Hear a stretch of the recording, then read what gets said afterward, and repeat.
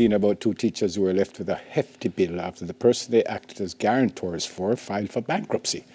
Join us now to talk us through the risks involved in guaranteeing a loan is financial coach, Mr. Carlton Stewart. Morning, Mr. Stewart. Welcome to Smile Jamaica. It's morning time. Good morning, Neville. Thank you very much. Morning to you and to your viewers, listeners, and everyone. Good morning and Happy New Year. Yeah, man. Thank you. Hope you had a great holiday. Yeah, man, it was wonderful. So Simone wants to borrow some money and she needs a guarantor. I know what a guarantor means, but why you would need a guarantor in the first place? All right. When someone is borrowing, there are some criteria that sometimes need to be met. And if the borrower has not met all of these list of things that the lender would have been asking you for, then you may require a guarantor to maybe kind of shore you up a little, to kind of give you a little bit more confidence, for it to look a little bit better on paper, so the lender can trust you a little bit more. So that will maybe be a reason why you may need a guarantor. So if I want to borrow $1 million and they check me out and realize that I can't handle it by myself, why them don't just tell me we're not giving you the loan? Why they say, all right, if you bring in someone else, then we will give it to you? Well, the lender is all about, can I evaluate the risk and what level of risk can I take on? The lenders really want to lend. And if they are able to get what they require to give the funds that you need, why not? So the role of the guarantor is?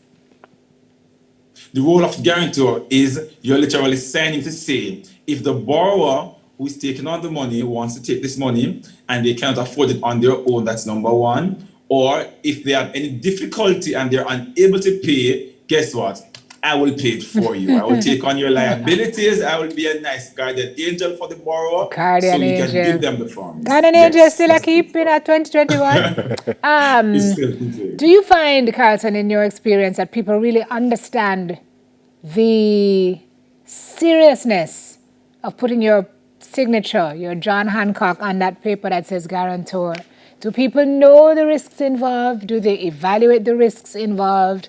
Are they fully apprised of what they're signing on to when they say, yes, I will do this? I don't think that persons fully understand what they're getting into. Half the time, the person who is borrowing will say, Simone, come sign on a loan for me, please. And because it's maybe your good friend or your cousin or your auntie or a close sibling, you want to help them, but you don't fully understand all of the terms, the conditions, what it will mean for me if it is that I sign this guarantor form. How will it affect my borrowing in the future? How will it affect me if the person does not pay? We really do not sit down and evaluate all of these things when you go to put our signature on a paper. We want to be a good Samaritan, so we just really want to help without fully understanding what are all the clauses. So we're not reading the fine print. We're not reading the fine print. And I guess we're not assuming that this person whom we've known for so long, especially if he's your auntie friend, whatever it is, could really like back out of this and leave you holding the bag. But that's what happens in many cases, Carlton. A lot of cases, Simone. Like I've known persons personally, persons in the professional field, they signed a guarantor with all good intentions. They really wanted to help the person. And for whatever reason, the borrower may willingly have stepped away from the loan, maybe have fell on hard times. And when you approach the guarantors, they are wondering, are you sure I signed? Half the times, the companies have to be proving, yes, you signed here, here's the date, here's your signature. So I don't think that a lot of persons who take on the role of a guarantor really understand that here what I'm giving away a lot of what I have or who I am to really stand surety for somebody. It's a serious case. If I'm guarantor for Simone and she doesn't pay back, legally, can I do anything to her? Legally, based upon what the guarantor agreement says, you can't do anything about it, because the fact is I cannot do anything about it. Willingly that You if she cannot pay, money? she cannot pay, you say that I will pay for her. Exactly. So legally, yeah. In the case where we spoke about at the top, that person filed for bankruptcy. What if Simone don't file for bankruptcy? She just she can't pay it back. There's still nothing that can be done to her in any way? Well, half the time the lender will try to reach out to the borrower first. They will exhaust all the mediums. So they will go through the different stages of collection, maybe go to a collecting agency, maybe go to the court, and they're unable to come to a resolution. Based upon maybe the person cannot afford it, they can't find the person is now in hiding, whatever the reason, the person has migrated. We have had several of those cases where the person is still employed but just can't find them. Then the guarantor just has to step in at this point in time. And what if I say I'm not paying it? I can't afford it either. I'm not going to pay it. Well, What happens to me? The similar process that the lender would go through to get the borrower to pay, they will go to the same process now to get the guarantor to pay. So your credit will now be affected. If you want to borrow in the future, you are not affected because this debt comes up that this is Neville's debt. So even though Simone borrowed this money, Neville is your debt. Look here, I understand you're trying to make a point, but if you could stop using my It's- name as it's the Simone delinquent debt. person, It's Simone debt, though. What is I would Simone debt? really appreciate It's the it. other way around. Yeah, no, it's Simone debt. No, word sound is power. Can you please just use Jane and... All right, we're going to and- use and Jane John? because of the question that I'm going to ask. We will use Jane. Okay. What if Jane dies? Well, I am hoping, and I'm glad that you said. That's what I Jane say. and That's why I said I didn't say Simone. don't But in like a that serious way, argument. what if I'm guarantor for someone who dies? Am I Right. still liable? If the debt was not insured. So many companies now ensure that your loans are insured in case you die, the insurance will pay off the debt. If it is that you are guarantor for somebody, you need to ask those questions. Is the loan insured? If it was not insured and Jane dies, then John have to take up himself and pay the loan, take up his assets that he pledged, because sometimes the guarantor has to pledge their assets to you and never. Whether it's your house title or your car title or your savings, But I must they have love to that. hypothecate your savings to cover the loan. I must So if love the loan that was person. not insured. So people Yep, lose them that's it, house man. and them car and such over this situation, Carlton. Yes, man, house, car, savings, friendship, Oh my love. God. In a regular Things are lost. in a regular way, loans ought to be insured. Like if I go get a car loan or something like that, loans ought to be insured. Generally, now the direction, most entities, I know they are getting their loans insured. Most commercial banks, I know a few of the micro lending agencies, I know the credit unions generally get their loans insured, and in case of death, that it can be covered. So you need to Alright. ask those questions. So Carlton, let's go through some of the questions to ask and some of the things to know as we go down this list as to whether you should do this, because it really is a risk based on what we're talking about. So you know the risks of becoming a guarantor. If you're thinking about guaranteeing a loan, make sure you understand the risks. Take the same care as if you were taking out a loan for yourself. You spoke about the Correct. fact that you may have to pay back the entire debt based on what happens. It could stop you getting a loan. You mentioned that to Pause us. there, Simone.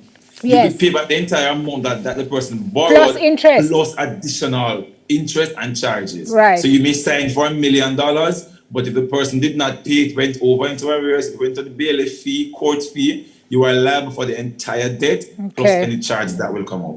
And then your credit report now is affected. So it shows. So even if the person does not default on the loan, so if you stand as a guarantor on Jane's loan and you go to the bank now for a loan, you pull your credit report, the loan comes up on your report to say guarantor for this loan amount, and it does affect what is called your debt service ratio in most cases. To qualify you for a loan, it does affect that. Wow. All right. So you need to know the loan amount. Be careful with the loan security. So what you put up to be able to, Definitely. because you don't want to lose big ticket items. And what else would you give as advice for anybody who is looking to say, all right, I'm going to stand surety for Neville's loan? I generally tell myself, if I'm not able, what I'm standing for, if I can't lend you this money without losing it, I don't recommend anybody to sign as a guarantor. Or if the person that I'm going into this arrangement with, if I cannot really risk lose this amount, don't think about it.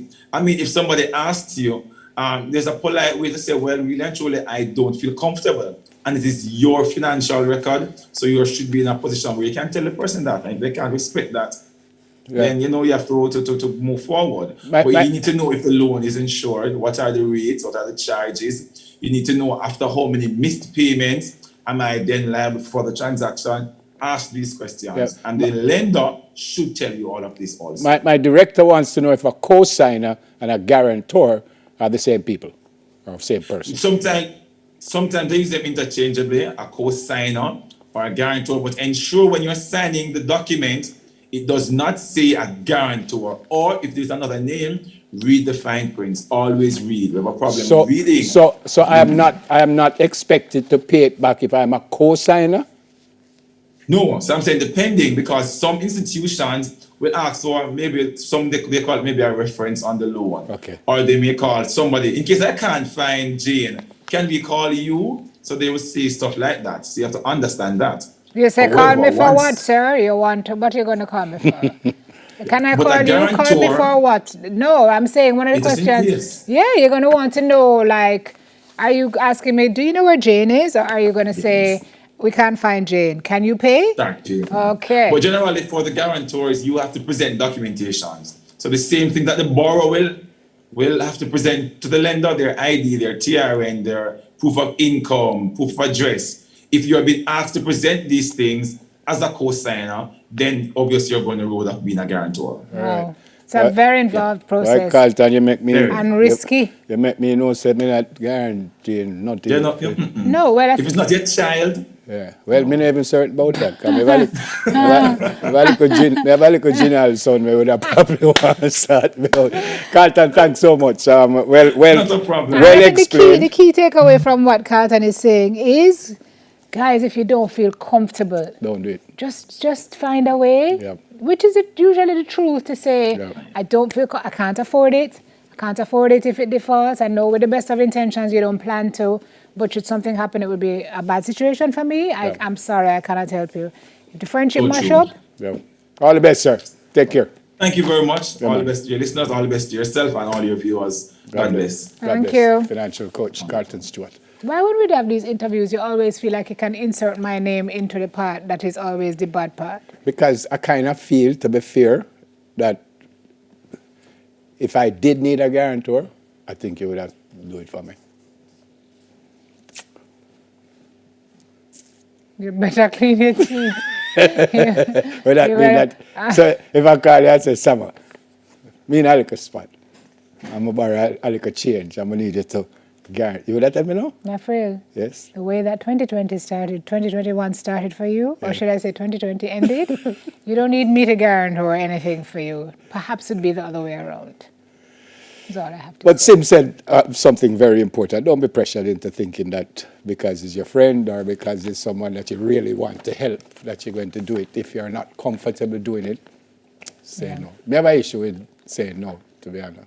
Yeah, generally. Me get Which lick- is why you get clapped so No, me regular. get lick more than a couple A times. regular clapper. But I give thanks that sometimes I'm in a position where I can help somebody. I give thanks for that. But If you some can people, afford to lose it, that's great. But if somebody puts well, I you in a can't afford situation, to lose it, and I don't want anybody to put me in that position. Exactly. And some people think so because them Exactly. think say I can't afford it. Them just say, hey, man, boss, we deal with it. Anyway, the value of a degree in 2021. We'll be right Speaking back. of Sim guarantors, will have right? that.